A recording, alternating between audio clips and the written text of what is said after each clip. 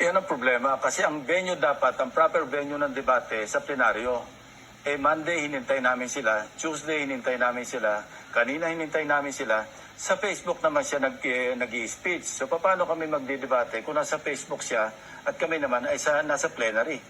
So yun ang problema. So ang realidad, 12 kami, 10 sila, ano yung majority?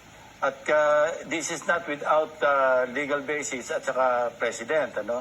Dahil yung Abilino versus Cuenco, maliwanag na yung 22 kami ngayon. Dahil nga yung dalawa indisposed at sinasabi doon, outside the coercive power of the Senate.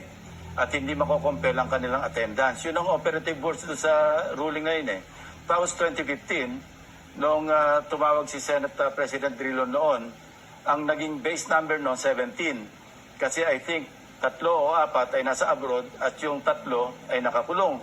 So ang naging majority noon nakapag-conduct ng business at nakapag-elect 12. So pinag-aralan namin to kasi kaninang alauna nung nalaman naming mag-aatin ng session si Senator Chis Escudero, tinawag namin yung aming mga legal staff at aming diniscuss kung ano yung pwedeng mangyari. At yan nga yung nangyari. Nag-reorganize kami. Mayroong motion to declare all positions vacant, including that of the Senate President. But we could not yet elect a new Senate President kasi sa Constitution, maliwanag na 13 ang bilang na kailangan.